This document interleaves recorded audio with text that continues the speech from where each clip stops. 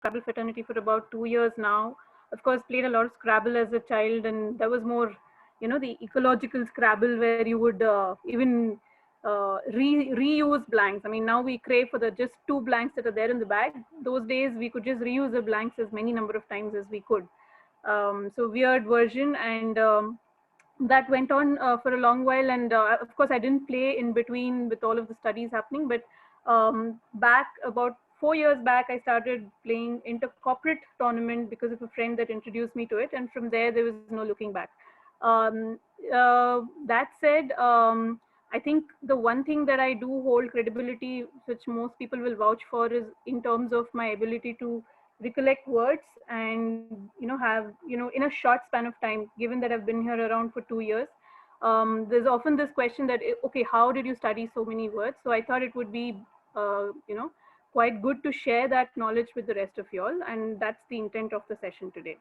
What we will be covering is basically um, why we need to do all of this study. What are some of the popular study tools? What are some of the terms and terminologies that we are going to use, like probability, what's a word ladder, what's stem study?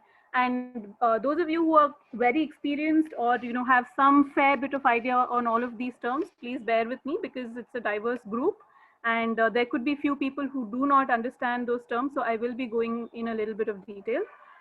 And then we will get into the more advanced features of the tools, and we'll do a quick comparison of what these tools really have for you in terms of the benefits, and so that you can make an informed decisions on what tool you want to use to do your word study for moving ahead in competitive Scrabble. I'll let Rajveer as well quickly introduce himself. Rajveer. Yeah, hi. Thank you, Ishika. So, I originally am a chemical engineer uh, by training initially, and then later have subsequently moved on to the finance domain. But I kind of got interested in Scrabble way long ago. And I played my first game when I was in 10th standard. And when I was in the UK to do my MBA, at that time I played in the London Scrabble League as a casual player.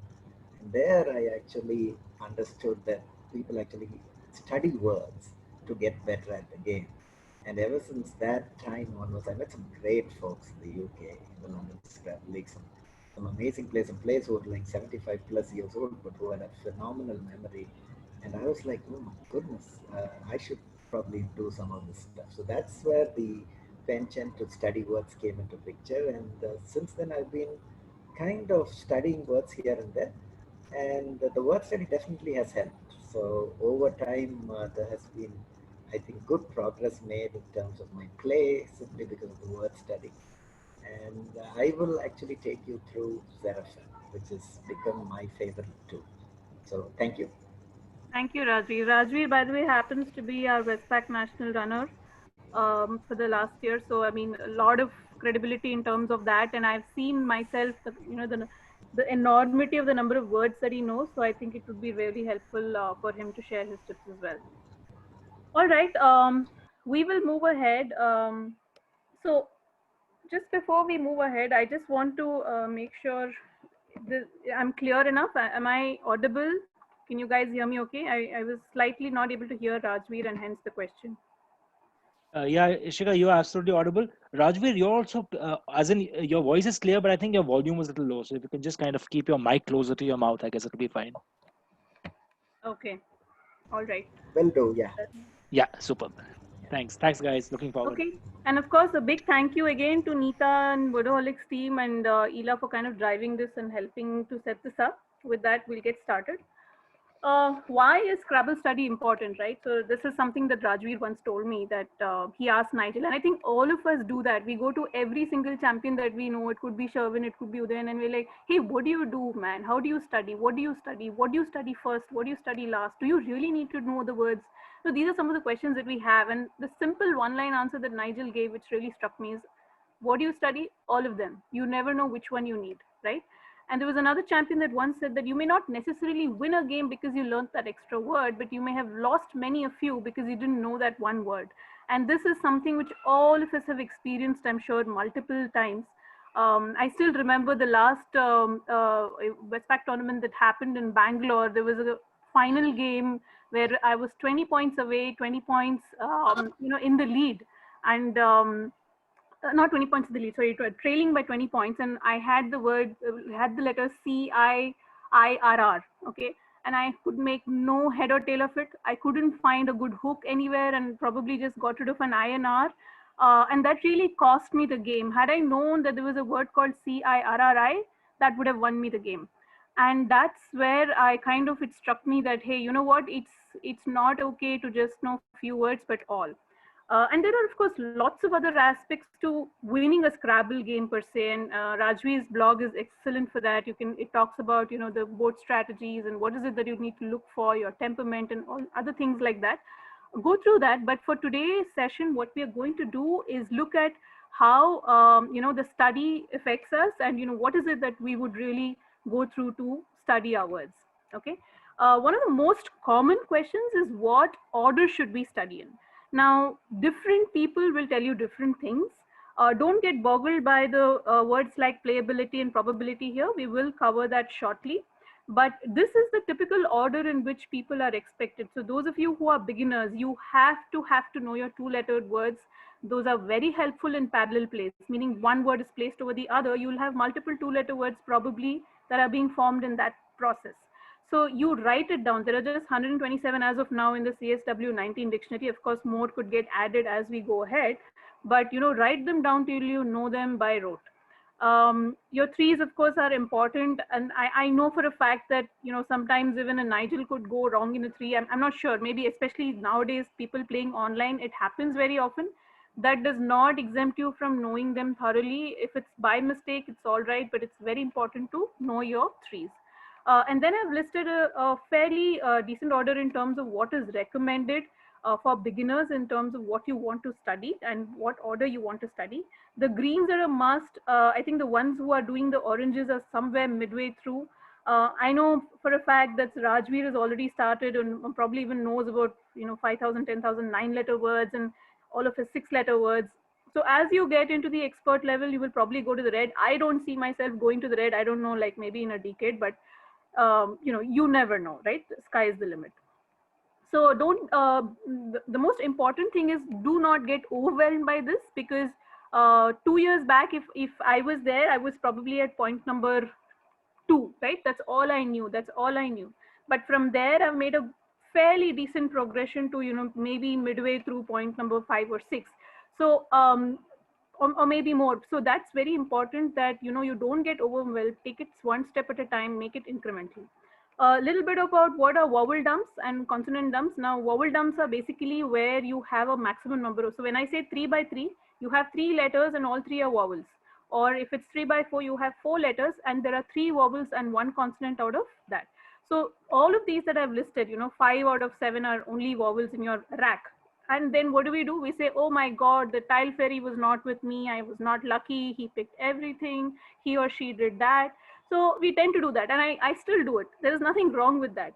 But if you are not adept enough to at least use what you know or what you study on your rack, then it's of no use. And the very fact that you didn't study and that was the reason you couldn't use will put you under a huge loss. Same for consonant dumps. Sometimes people end up with really weird consonants and then you don't know what to do and you swap. You're losing a turn. Whereas you will suddenly realize that, you may have played a TWP and scored like a 32-40 points, based on where you're scoring it. So very important to know your vowel and consonant dumps. 4s, 5s, you probably take it by playability or probability. We'll talk about it. Don't worry about that. But this is the general order in which most people study. Now, this first website that I'm talking about is a one-stop shop for most of the tools.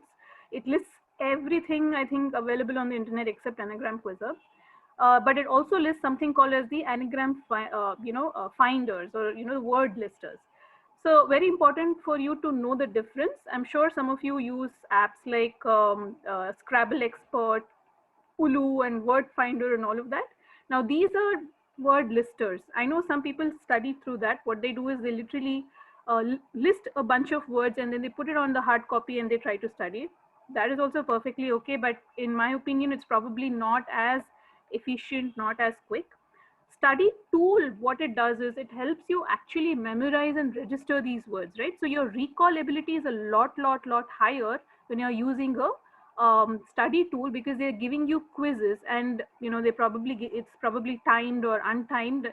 And of course, in the beginning, if you do time quizzes, you might get into a very anxious situation, because it's not easy to spot the same word fast as it is to spot it when you take some time. So it's okay to do untimed quizzes in the beginning, but as you progress towards that orange level, it's very important that you start timing your quizzes as well, because at the end of the day, when you're playing the competitive Scrabble, you are timing yourself, right? You probably have 25 minutes on your clock. You're doing your tile track. You're doing your probability calculation of what tiles you might pick. You're looking at the board. You're looking at hotspots. You're looking at your rack. So this would be an added advantage if you know how fast you need to crack your word or spot your word. Okay. Probability and playability. We'll talk a little bit about that. Now, probability is basically always considers that the bag has 100 tiles. Okay, we always start with 100 tiles, right? So what a probability does is it basically says what is the likelihood of forming a word if you pick 7 out of those 100 tiles. Okay, so that's why, since the number of E's and A's and I's and followed by R, P, N are higher, a combination of these letters will most likely get you your low probable words, or extremely high probable bingo rack. Okay, that's your probability. Now, playability is an excellent measure of what is the utility of that word. Okay, and this has been calculated based on number of games that have already been played and a number of bingos that have been played in that game. So it also takes into account, is it hookable? Is that word hook, meaning if I add a letter to the end or add a letter to the beginning of that word, will it form another word, right? Or if I add 3 letters to that same word, will it form another word? How much of a, how many points will I give away if I play it somewhere and there is a word played on top of that?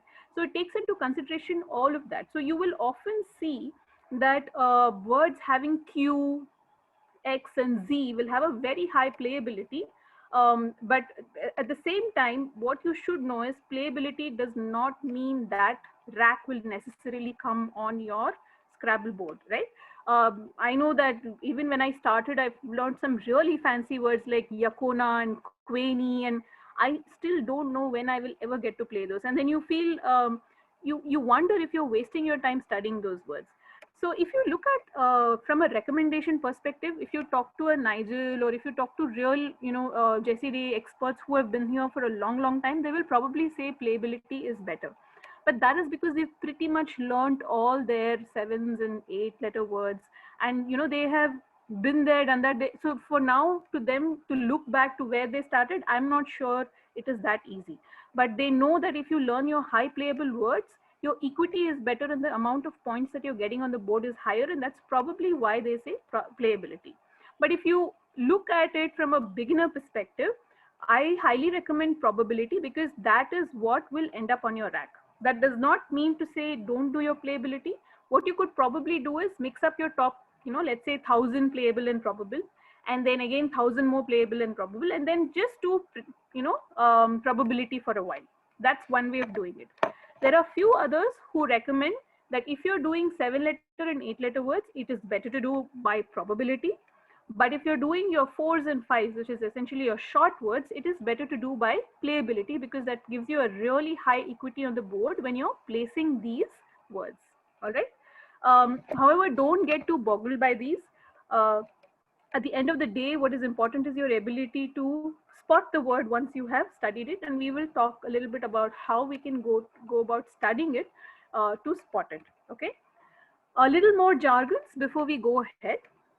The first thing is card boxes. Now, this is something that you will hear a lot of people saying. They will look at a word and they will see it in a tournament. Oh my God, I need to add this to my card box. And there are a few people wondering what the hell is a card box. So think of a card box as a tiered level-wise box.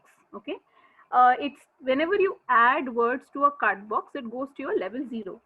Now, if you get a word right, it will go to level 1. And again, if you get it wrong, it will stay in level 0. The second time you take a quiz, it will give you some words from level 0 and some words from level 1. So more often than not, more words from level 0. If you get it right again, the ones in level 1 go to level 2, the ones in level 0 go to level 1. However, let's say you got something wrong in level 1, it will come back to level 0. Okay, that's how a card box works. Typically, I have seen that if you have reached, say, level 4, that means you know that word really well. There are mostly 9 to 10 levels in any given tool. But if you have reached level 9, it means you've mastered that word. That does not necessarily mean you never have to study it again. Because I know a lot of people who say, hey, you know what, I've already done this word. I want to remove this from the card box because I know this word now. Trust me, come back to the same words. Let's say about 6 weeks from now, don't touch them in between, right? You've never seen those words and you come back after 6 to 7 weeks, you will see that you will probably get still about 20% of them or 30% of them wrong. Okay. It's just about how your brain is wired, how you kind of are more affiliated to few words as compared to few others. So don't get disappointed by that. What it essentially means is the only way you can kind of put a gum tape on these words into your brain is by revising them over and over again, right? So do not get flustered about doing the same words again, or if they're giving you few words from tier 1, few words from tier 2, don't think that, you know what, I don't want to do these, I already know these words, let me only do tier 0. That would be a number one mistake of any card box study. In case you and some of these card boxes also, what they do is they have a time limit after which the word automatically goes up by a tier, which means that, hey, you might have forgotten, so I'm going to give you these words more often. But you also have a reset button where you can go in and say auto re-tier, where you will go back to what it was before, where you feel that you don't necessarily need to do those words. So, and also it is customizable. So in the sense, you can say how long you want the word to stay in a particular tier or a particular level. Okay. Now I'm telling you these words because they will come up very often when we do the tools. And it's very synonymous. In Ziziva and Zerafin, it's called card box. In Anagram Quizzer, you have tiers because there are multiple card boxes, and within each card box, you have something called as tier 0, tier 1, tier 2. So don't worry about what the terminology is. Essentially, the concept is that there are multiple levels. You get it wrong, you move ahead. You get it wrong, you get it right, you move ahead. You get it wrong, you move back. Okay. So that is something that you need to know. Few other things, STEM study. I think this is probably those of you who have just started studying are very, very familiar with this. What it means, it's nothing but some of the letters which most commonly occur, letter combinations like a satire or a ratine, which most commonly occurs. What does it stem with, or which letters does it stem with to give you a bingo? That's your STEM study. And the reason why I'm talking about this is basically because there are some tools which have few features that help you with this, some that don't. Okay. Sub-anagram, very simple. In a given word, what are all the sub-words that you can form, valid sub-words that you can form out of it. Pattern is, what are the words that have a specific pattern. Now, patterns are very helpful when you're trying to focus on your prefixes and suffixes because you don't spot some of them. So like, we're ending in ing, starting with a dis or a mis, and things like that. Word ladders, as the example that I've given on the screen, it's basically just moves from going on adding your hooks, right? So an has a hook d, you can add it to make a valid word, and and has a front hook h, which you can add to make hand, and then again hand has a back hook y, which you can add to make handy, and so on. So those are your word ladders. So why that is important? Because definitely when you're playing a game and you see one of these words on your board, it becomes super helpful to hook onto it and then form your bingo or you form your word and make a play that will optimize your score. All right. So I'm going to take a quick pause here and ask if anybody has any questions so far. Does it sound clear enough before we move into the tools?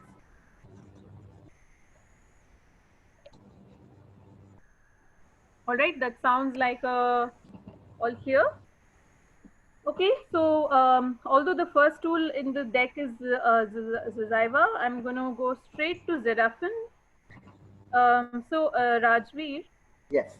I'm going to go into Zerafin and then Yeah. you should be able to guide me through those features, right? Yes. Yes. All right. So Xerafin is a more recent tool, and it was actually commissioned in 2016, but it is becoming very, very popular for some reasons. Because one, it has a cardbox system.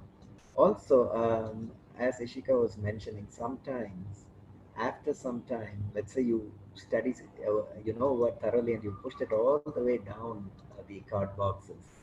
Suddenly it appears, and you are like, I'm kind of not familiar with this.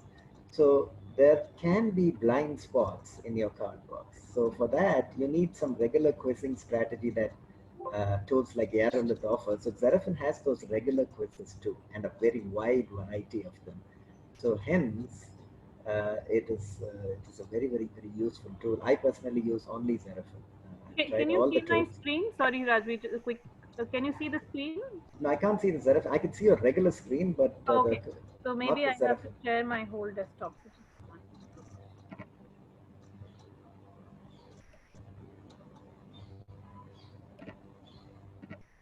Okay. Let me know if you can see it now. Yeah, yeah. So what you see on the screen is how Xerafin loads up. So the screen which you see right there with the quiz on there, that's the basic quiz.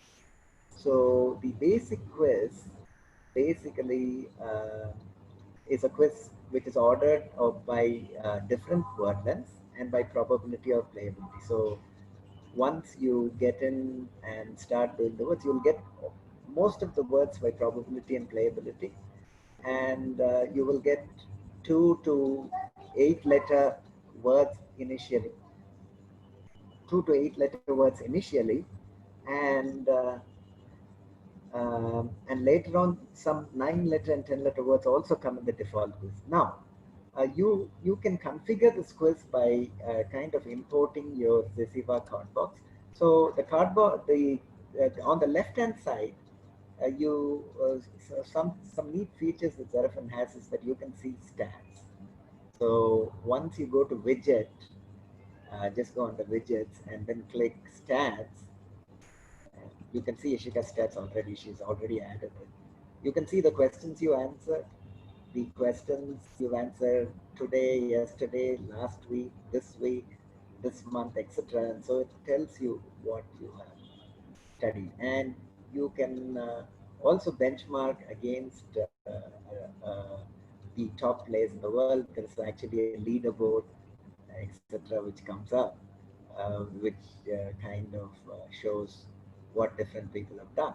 And then there are some player records also there. So which tells you what people have done since inception, who has done the most words in a year, etc. So that's Xerafin for you. Now, if you go let's see, under the card box, just slide slightly down under the card box. So you can see the card box tires 0, 1, 2, 3, 4, etc. So you can see Ishika has got 3, 4, 2, 5 words in card box 0. The words in card box 0 are the words which are due right now. Okay, and the words in the card box 1 are due a little bit later, and so on and so forth.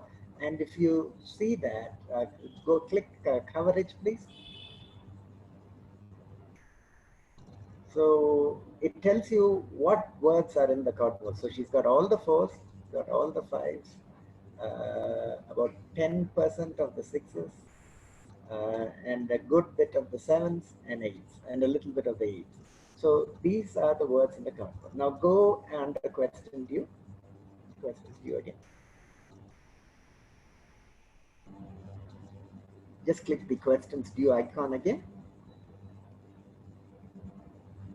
So you can, so one of the good things about Xerafin is that you can click any card box and start doing them. So initially you may say, I just will do my regular word tree, but when a tournament comes along, I want to do the words that are high probable, playable, and I push them down the card boxes. So I can just click any card box and I can do the words there. So that's a very neat feature of Xerafin. Then go under manage. Okay, so this lets you, and just scroll down a little bit.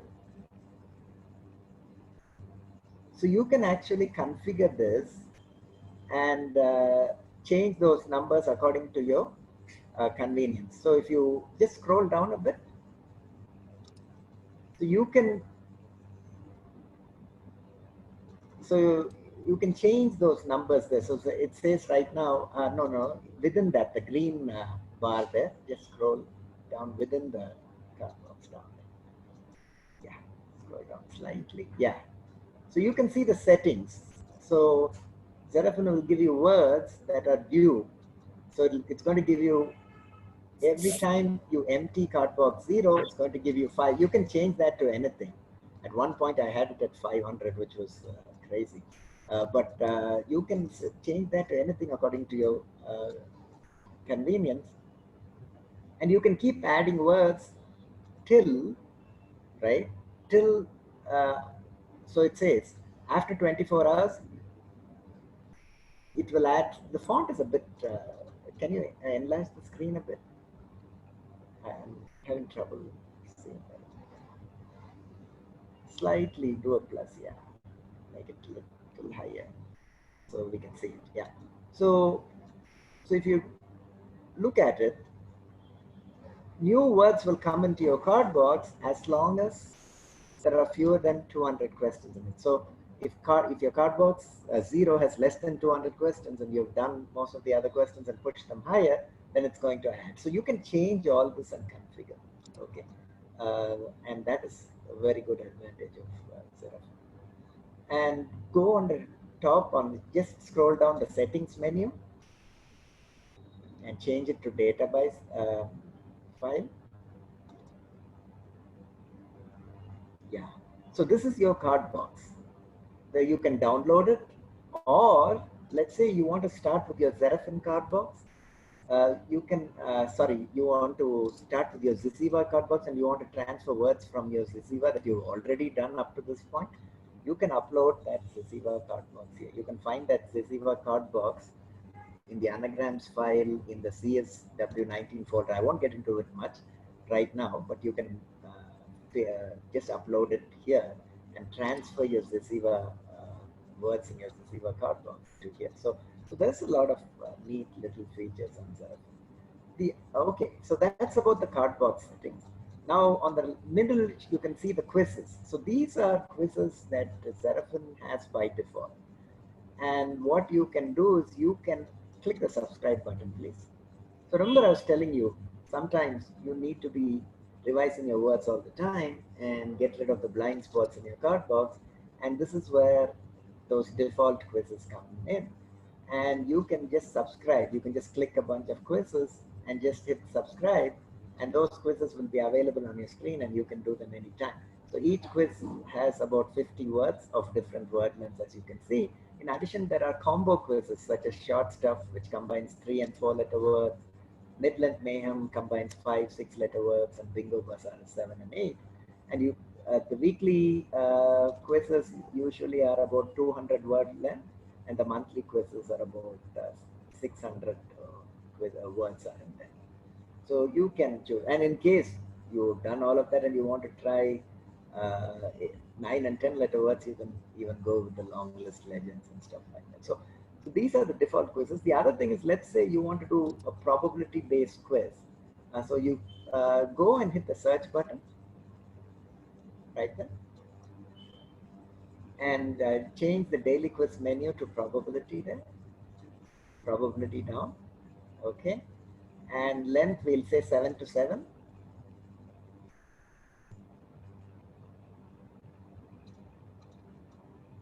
And let's say 0 to 100 or whatever. Yeah, 1 to 100. And now you do search.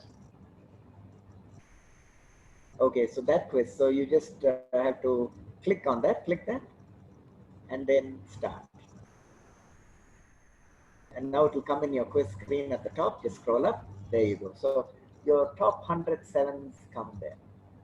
Right? Now, another interesting feature in Seraphim is that you see that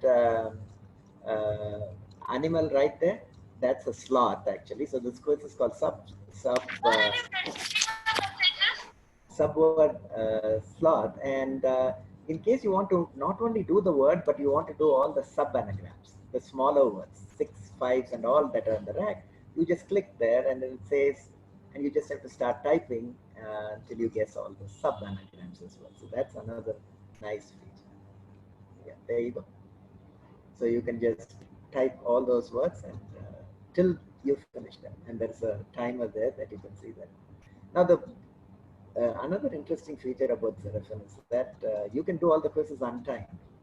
Okay, so I prefer doing the quizzes on time, like Ishika was alluding to initially. Definitely do them on time.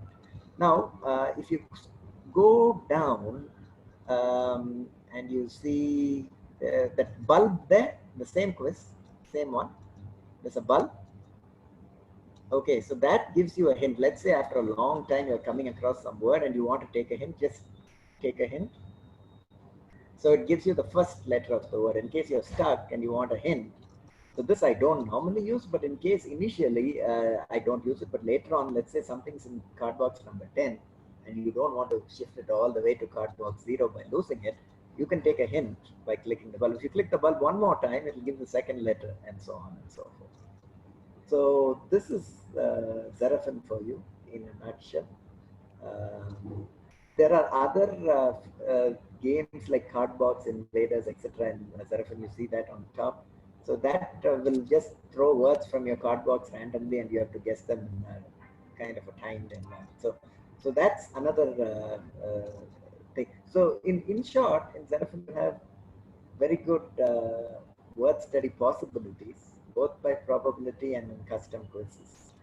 And I will probably leave after this, but I will after Ishika finishes, any questions you have on Seraphim, you can route them to her. So thank you. Thanks, Rajveer. Maybe we'll take a quick pause. Rajveer, if you're around for a minute, Yeah. does anybody have any questions specifically on Seraphim? Yeah. If those of you who have used it before have seen it. Hi, Sumit here. Yes, sir. Rajveer, look, the thing is that I have a feeling that thanks a lot for this introduction to Seraphim. I've heard of it, obviously, but I've never, ever seen it. And I think it's something which everyone will have to kind of visit it, get used to it, and understand it better. But if I remember correctly, on the group, there were a lot of people giving the email address for something. What was that for exactly? So to get a Seraphim account, you need to give an email and address so that they will mail you a login password. You can't just go in and activate it. So do I need to send that to you, or I can do it on my own over here? You can send it to Chris Life, who's the owner of Seraphim, or you can send it to me and I will send it to him. Okay, very sure. I'll coordinate that with you if required. I'll try and do it myself. Yeah, you can just WhatsApp me. Else, I think I'll discover stuff on this on my own, and if I ever have any questions, I'll get in touch with you personally. Yeah, I can help you with the setup of the account. You can WhatsApp me, no issues. Sure, lovely. Thanks a lot. So Rajveer, if you don't mind, just share that email ID, Chris's email ID, so that I can put it in the FAQ in terms of how to create the login. Otherwise, I actually typically message him through Facebook, so I don't have this email. So if you know him via Facebook, it's easier. You just message it across to him. Okay, all right. Yeah, then maybe his name, so that you know. Chris Life. All the time. CHRISLIPE. Yeah, that's fine. I'll take it from you. I'll take it from you on WhatsApp and then put it. Yeah. All right. Thank you so much, Rajveer. All right. Thank you.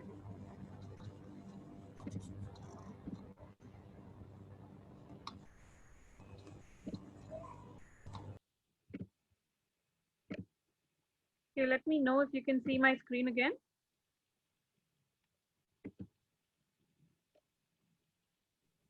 Could one of you just let me know if you're able to see? We can now. Yes, yeah. Okay. So, all right. So that was about Seraphim. Now, I think one of the most popular tools, or rather, tool that anybody who is starting off with will tell you to use is Decipher. The only problem with Decipher is that you definitely need to have a laptop. It works on only the operating systems that I've listed on the screen. And, if you're not one of those people who can, constantly sit in front of a screen or a laptop, you probably need to look at other tools like Anagram Quizzer or Xeraphon.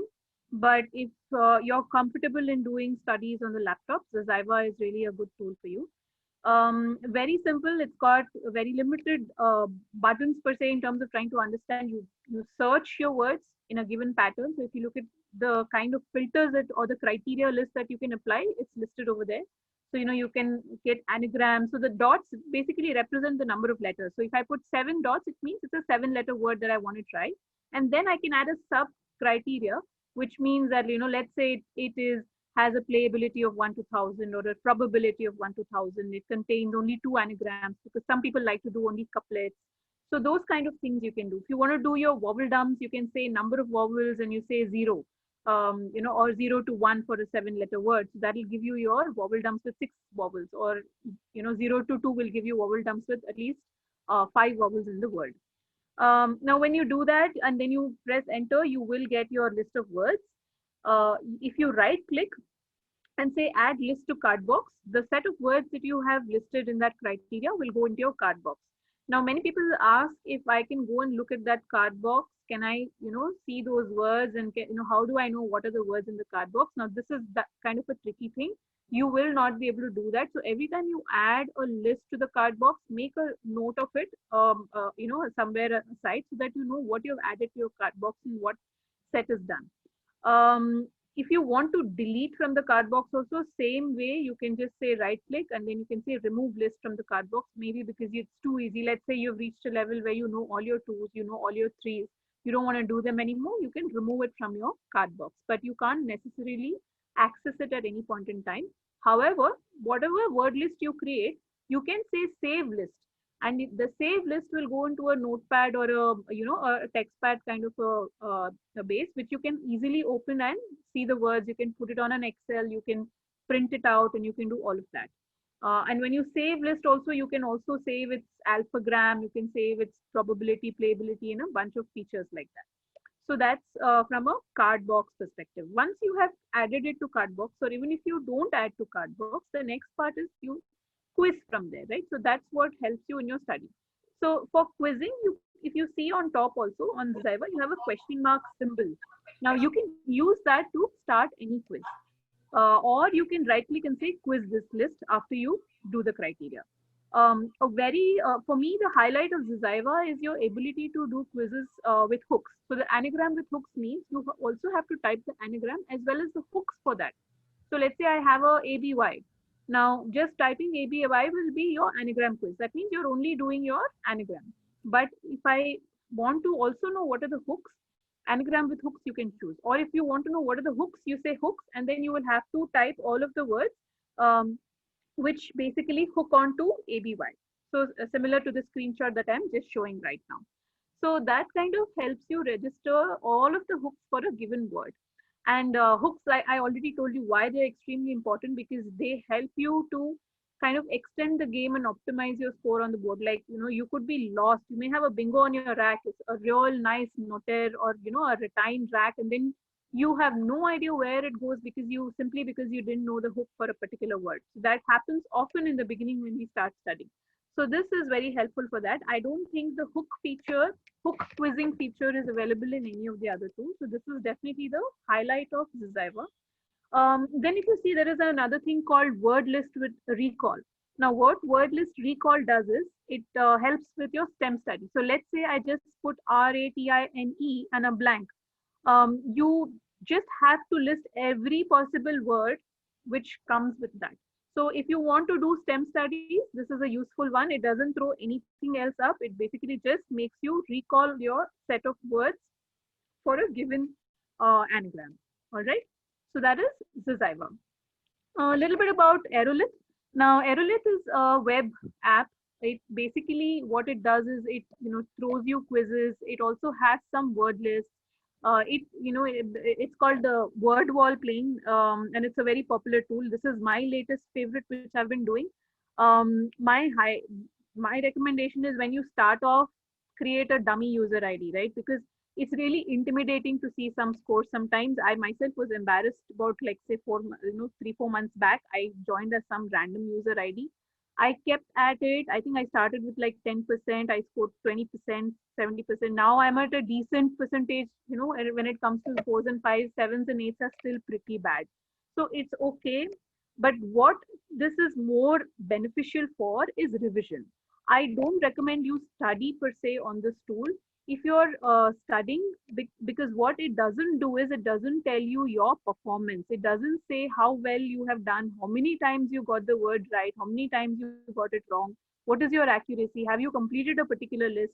It doesn't give you those details, right? It merely throws quizzes at you in a particular timed fashion, and it you can choose the number of words that come up on the screen on a given day, right?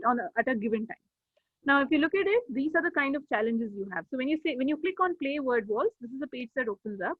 So essentially what it's saying is you want to do your 3-letter quiz today, daily challenge, or your 4-letter daily challenge, or your 5-letter daily challenge. So when you do that daily challenge, you're essentially revising what you've learned. So if you get few wrong, you know that those are the ones that you need to go back and see which card box they are in and relearn it, or maybe add it to a card box and relearn it. So that helps you in knowing how good you are at your 3, 4, 5, 6, 7-letter words. Of course, most people don't initially do 6-letter words, but as you progress, it might be very helpful. The other good thing is your blank bingos, which I don't see on any other tool. Blank bingos essentially give you words with 1 or 2 blanks, and you should be able to guess all the possible bingos that you can crack with blanks.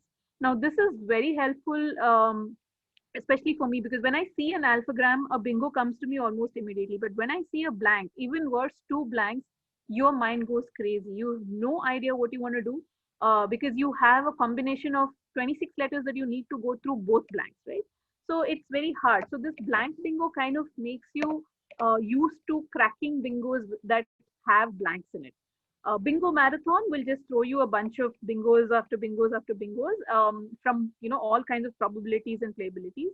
My recommendation is don't be hassled if you don't crack a bingo which is extremely high probable. Let's say it's like in a 20,000 or a 30,000.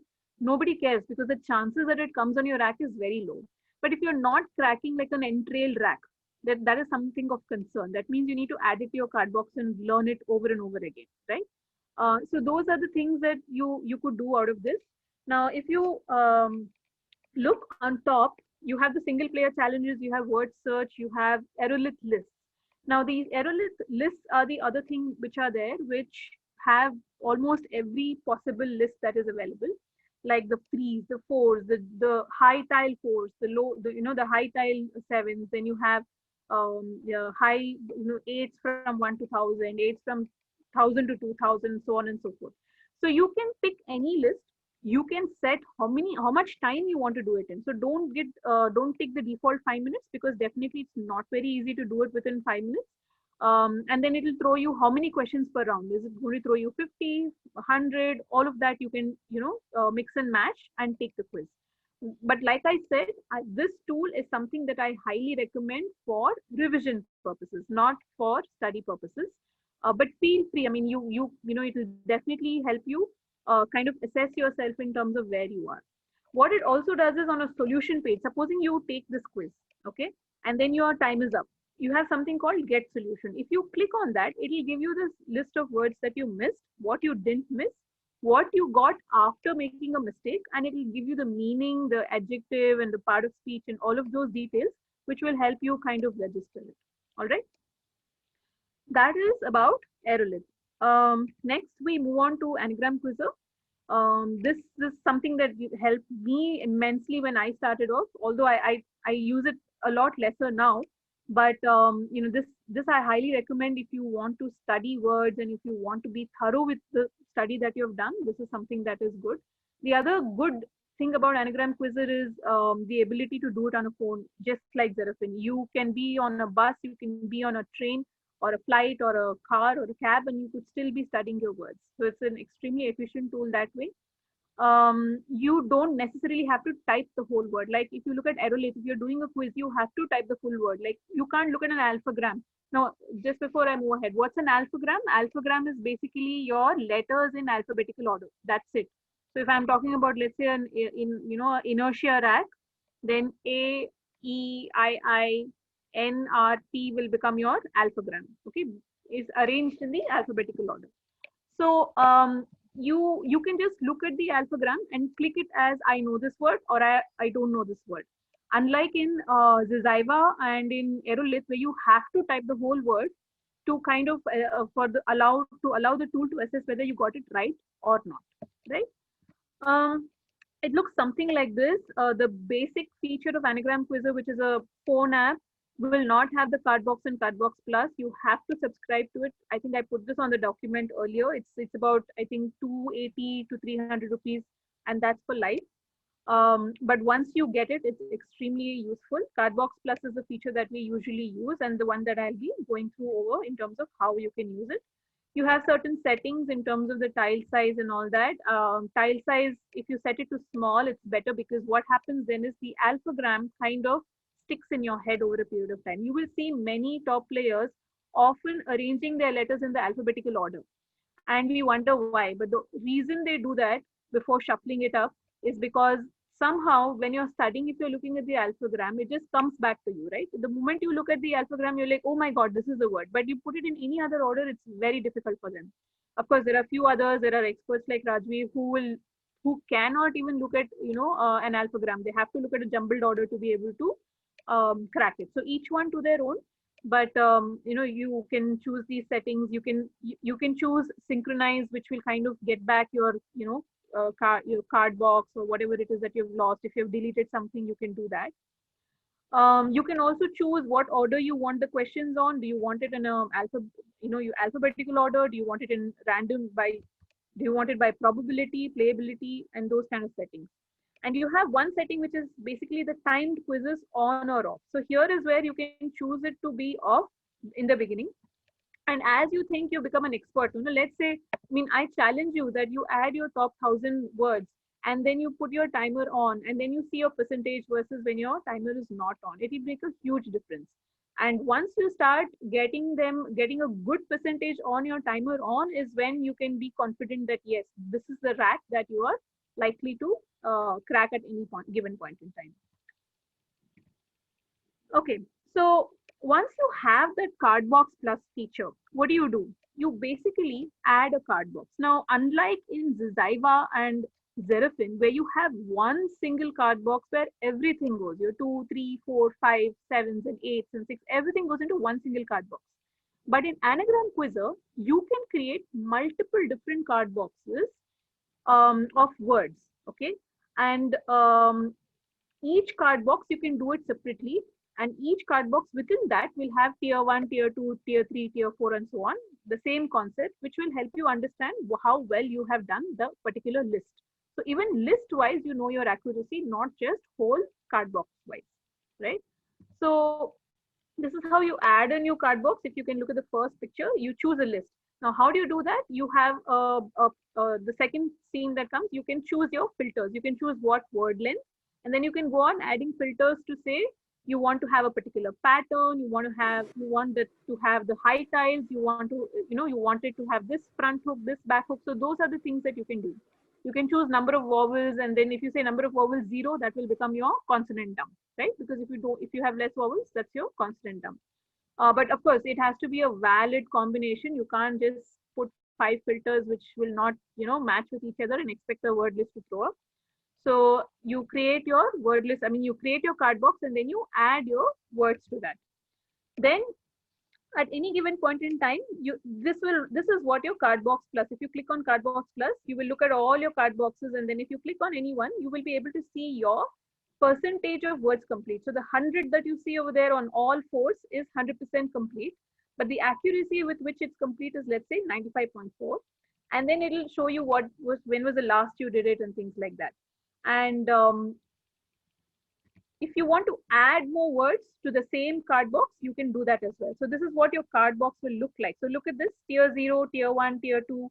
So that means maybe around 200, 300, 500 words in tier 6 and tier 7 is something that I may have perfected at a given point in time. And then the rest of it, I still need to do it because once in a while, I do get them wrong. So if you want, what I used to do is, first I just created a filter saying word length 5 containing the letter Z, and I added all my words, and then I started with that. Then once I mastered that, I added with the file length 5 and containing X, then length pi containing Q. So that way I added. One tip I would give is do not add many words at the same time. I know a lot of people who will create a card box and say probability 1 to 2000 or probability 1 to 1000. Now, if you're in the learning mode, if you already know these words, it's fine. But if you're in the learning mode, it does not make sense to do that because your ability to recollect that will be very poor, even if you get something wrong. Because when you get something wrong, by the time the word comes back to you on a quiz next time, it will be too late. So I recommend that in any card box, you add about 30 words at a time or 50, at best 50, 30 to 50 words, master them. So let it go to at least 3 or 4. Once you have done that, you add the next 30 to 50. So sometimes maybe you say probability 1 to, even 100 or 200. And if the number of words are too high, go back, remove those words and add, a lesser number. So that is one tip that I have, I like to give. Now, then you click on the button quiz. So the first diagram that you see, if you look over there, there is a quiz button. So when you say quiz, it'll open up the second picture. Now, some people, like I said, they don't want to do the words that they have already mastered. I don't want to do my tier 6 and tier 7. So I can just manually go and make it 0. Okay, you do have a feature you can kind of just say 000 on the tier 5, 6, 7 and say I only want to do tier 0 to 4. That is perfectly okay. Okay, you can do that. And then you finally start getting the words similar to what you see on the screen right now.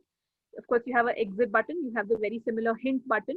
But remember, if you take more than one hint, it marks the word as wrong. Okay.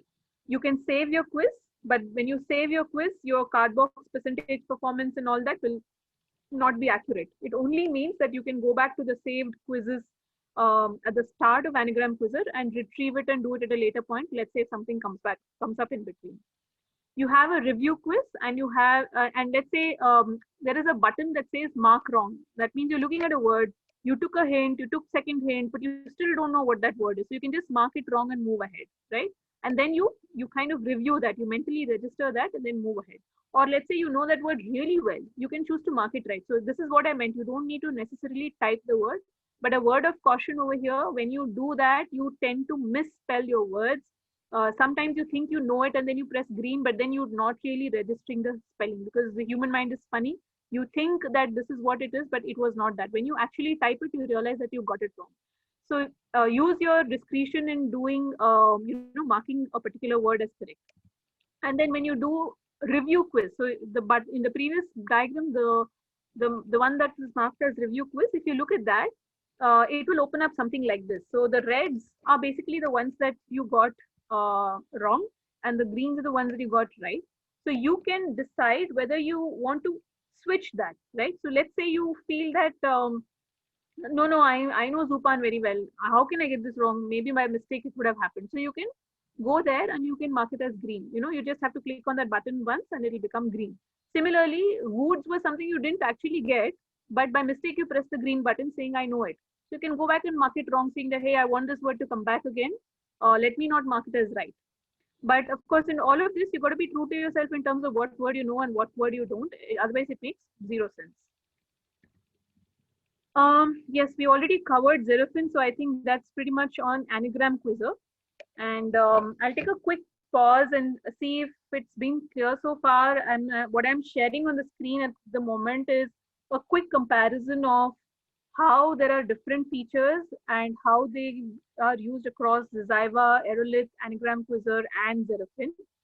What are some of the advantages and disadvantages? I mean, that is really up to you. I mean, are you a phone person? Are you a laptop person? Do you prefer to do hook quizzes? You don't want to do hook quizzes? Do you prefer to do timed ones? Do you want multiple card boxes for different lists, or are you okay with having one single chunk of a card box? So that is something that you need to decide for yourself. You can mix it up. My current mantra has been Aerolith plus Anagram Quizzer. I revise on Aerolith. If I get something wrong, I add it in a card box on Anagram Quizzer and I learn it all over again. So that's been, my way of doing it. But if you want to do either which ways, which based on the things that we just went through, feel free to do that. I know Rajveer is an all-time Zerafin fan. He's been on Zerafin. One of the biggest advantages of Zerafin is that it's on a central server. So if your computer crashes, your card boxes are lost, your card box is still safe with Zerafin because they do a daily backup. Unlike in Anagram Quizzer. So if you get a new phone tomorrow, you just have to reinstall the app. You have to get the card box feature again and create your card boxes again. There's no way to export them, so that is definitely a disadvantage. But in my opinion, I just feel like, okay, that's your chance to revise, because when you add to the card box and you redo them, it's just a revision for you, and all of us need to revise at some point or the other. That's pretty much what it is about the tools. I'm kind of taking a quick pause to see if there are some questions before I move on to some tips, as well as a quick quiz that we can do.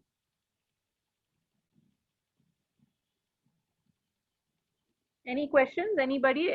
Was this as much detail as you hoped it would be, or do you think there is something else that you wanted to know about?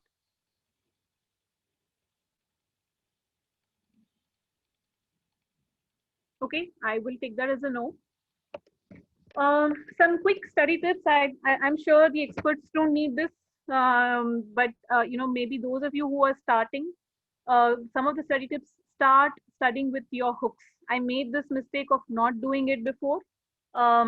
When you're studying with hooks, you're pretty much doing a good percentage of the next word length. Let's say you're doing your threes and you do it with the hook. That means you already know what are your fours, right? So it's very helpful to do it with hooks while you're studying. Learn groups. Learn, this I already told before when I talked about card box. Learn words in smaller groups, 25 to 30 at a time, and add your new words to your card box only then. Do not worry about revising a word that you've already done, because there are some really good things that you can see, especially in Zizaiva, for example. If you're doing it in Zizaiva, the word comes. If you have the ability to register whether it was an adjective, what part of speech it was it a verb, was it an adjective, you will automatically know, does it take a IER, IEST, or does it take a ED, ENG, ER or not. Those are some of the things that you will observe when you're redoing or you're revising. So don't worry about knowing a word and thinking, how can I remove this from my card box because I already know this word. It will take you a second to mark it right, a nanosecond. So, it's okay. Prefixes and suffixes. Now, this is another tip which I think I again give most people. Do not study lists which have patterns, single patterns. Like, some people say, create a card box for me which has all the ing words, and then they add all the ing words or all the ATE words. That is a big no-no, because the moment you do that, you already know that there is an ing in the end. All your anagramming is really the top four words, right? I mean, rather the first four letters or the first five letters. So it really doesn't make any sense, because ultimately when it comes on your rack, it's not, you have to crack the whole thing. And sometimes if there are multiple prefixes and suffixes in the same word, like there is a MANGI something, then you're lost. Or a very common example is your antilog word, right? It's got the ing, so everybody racks their brain on what the hell is this ing word, when actually it's an antilog. So do not study the same prefixes at the same time. Mix it up. Look at your weak points. What are those prefixes and suffixes that you don't spot? I know for a fact that I'm very weak with ISO prefix. So I try to mix it up and add it on any other card box that I have. Not that I just create one card box of ISO words. So mix it up and then study. Know your couplets and triplets, because when you mouth it, when you say it together, somehow they just click. So if you get one, you will definitely get the other one. So that's another thing that most experts have told me. When you're studying, try to at least mouth your words, and then say it the way you like it. Do not care about what is the actual pronunciation. Nobody really worries about it. What's important, I know Sumit, we had discussed this about, a lot of people say unideal, all kinds of things for that word, but it's unideal, right? And and then I don't know, I probably there's some French word, tera, whatever it is, but I just say tua tera. So tu or mera or tu or tera, whatever works for you, right? Your colloquial language, your mother tongue. Make your personal associations wherever you can. A very close friend of mine is Radhika. I think everybody knows Radhika. She's one of the veterans in Scrabble, and she has a cat called Mia. So we say whenever Mia is being a bad Mia, she makes a mistake, she's Ket Mia. Ket in Kannada is bad. So Ket Mia's and mistake is anagram. So for me, it just works like that. Or I know that colander comes very easily to me, but I know that there is another word that ends with rad. Okay? So I say Cornel rad. So see, however you can associate these words and put them together to try and remember it in a better way. Associating anagram words, I think here's where we'll do a quick quiz. Actually, we are kind of over time, 6:33. I'm going to just extend it to 6:40. If there is feel free to drop, however, if there is an engagement, but otherwise, let's quickly take this quiz. Maybe you guys can chat, put it on chat. What do you think is the anagram for this?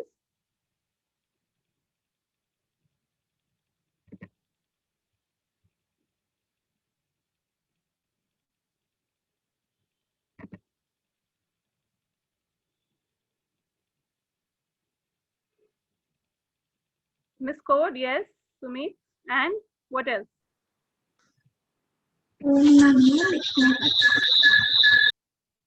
You can type it, or if it's creating an echo, you can just type it.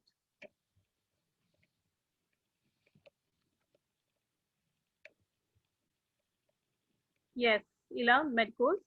So the way I remember it is medicos. I mean, it doesn't really have to be the real meaning also, just how you remember, right? I say medicos is medical field. So if you're in medical, usually you do medical or engineering, computer engineering. So in the medical, you most likely will miscode, right? You won't code. Let's go to the next one. This one easy, almost gave away the answer. So what do you think this is? Yes, one letter E, away from comedies. Good one, Sushant.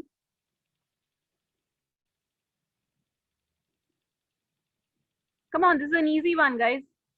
Yes, divorce. So you better learn to co-drive or you might risk a divorce, right? That's how I remember it. What about this? Anyone for this?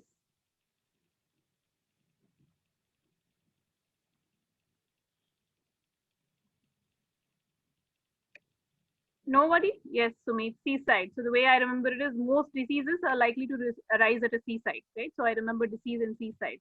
What about this one?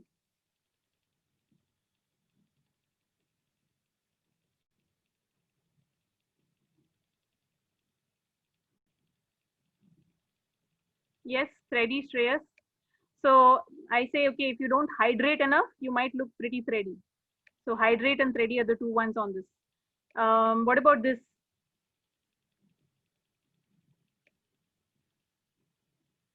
ACD, candies, of course. So candies and in case, yes. So I love candies, so I keep them safe in case. Now I don't even know what in case necessarily means, but I just feel like okay, it's in a case, so it's in case. I mean, it's probably that, but you know what I mean. I'm just trying to say, try to associate in a way that you remember. What about this? This is an easy one. Last one. It's a very low probable bingo. Yeah, correct, Sushanto. So I remember it as when on stage, I love dancing. So tangos, right? I mean, tangos is a dance. So, see what you want in terms of, trying to use these tips to study and, remember better. I think that pretty much ends our session. I have two FAQ slides here that I'm not going to go through, but I have taken most questions from whoever did send it out to me, either in private or in the group. I will share this with all of you, but if you have any other questions, I will open it up for questions now. Please feel free. Or if you're not comfortable, just send me a message and then I can add that to our FAQ. Any questions, guys?